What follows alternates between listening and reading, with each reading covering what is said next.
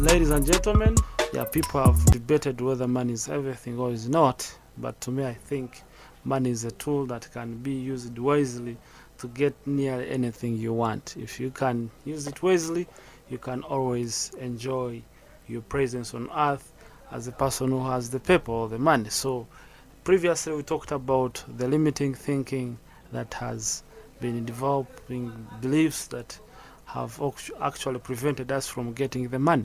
So these beliefs have always been there, and these are the beliefs that have kept us to continue being poor.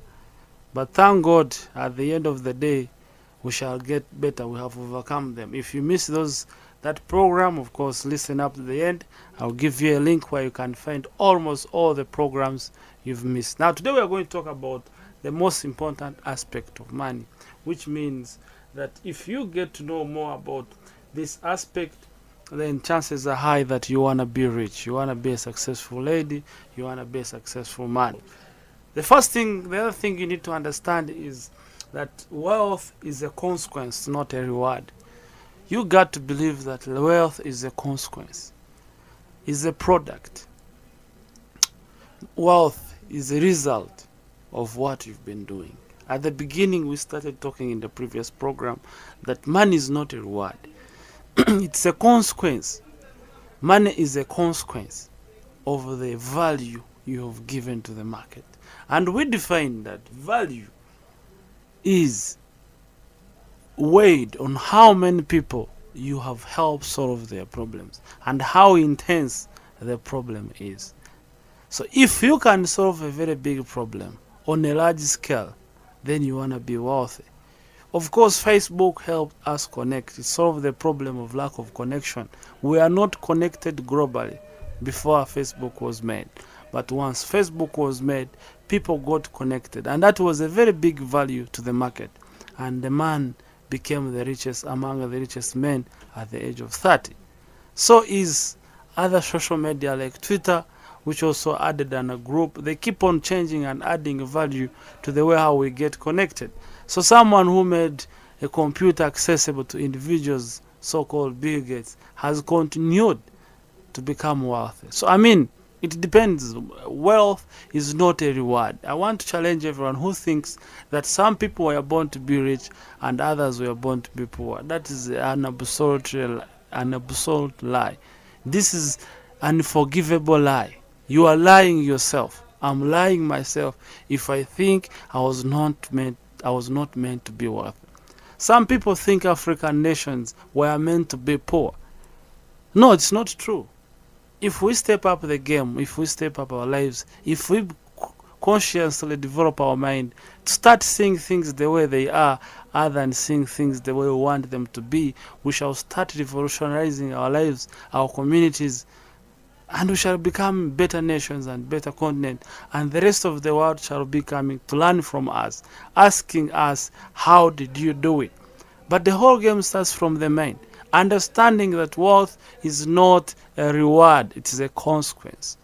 And a consequence, it is a result of certain actions or inactions. We are a product of consequences, a consequence, a result of our actions or inaction.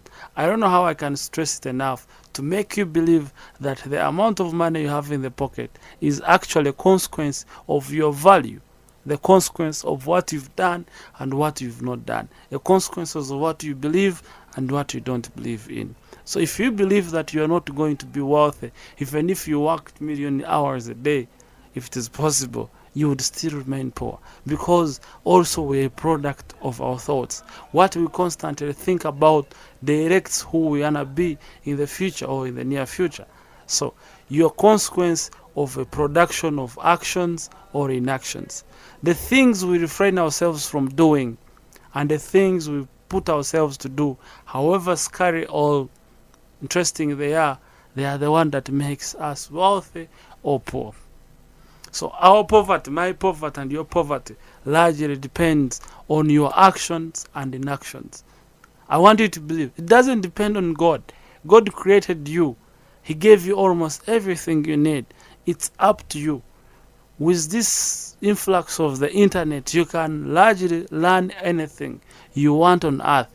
You can easily get anything you want on earth that has been made or that has not been made. There is so much information that is too much that you cannot give any single excuse for not being wealthy, for not adding value to the marketplace.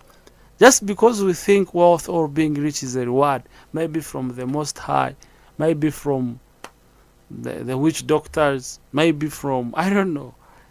Guys, you have what you think about wealth, but the true honest thinking about wealth is a product of hard work, smart work, strategic thinking, concentration, being industrious, involving yourself, getting into people, involving yourself with people's lives, trying to find solutions for their problems, or trying to find a way that you can help them achieve their goals and ambitions. That's all about making wealth. Your level of wealth is a determination of your value in the market. If you realize in your area this is the problem and you can constructively or creatively solve it at a cost, then you want to get more money. You want to be wealthy. There is no single reason I should give for not adding value to the world, for not even asking what belongs to me when I add value to the market. So it's not about a reward. You are not rewarded. You have to accept that money is a payment given to you for your clever thinking or hard work. It is a payment made to you for your clever thinking or hard work. The harder and the smarter you work, the more you will earn. The harder and the smarter you work, the more you will earn. Ladies and gentlemen, it's all about how smart or hard you work. If you can easily understand this concept, I tell you, the sky has never been the limit. Elon Musk, and other people in his team, they are fighting hard now to get us into the universe, which means the sky is no longer the limit like how they used to think, to make us think before. Of course, NASA made the way to the moon. So in short, your thinking of who you are is the biggest problem. Even before you choose to go to work, first work on yourself. First change your thinking. First change your limiting beliefs.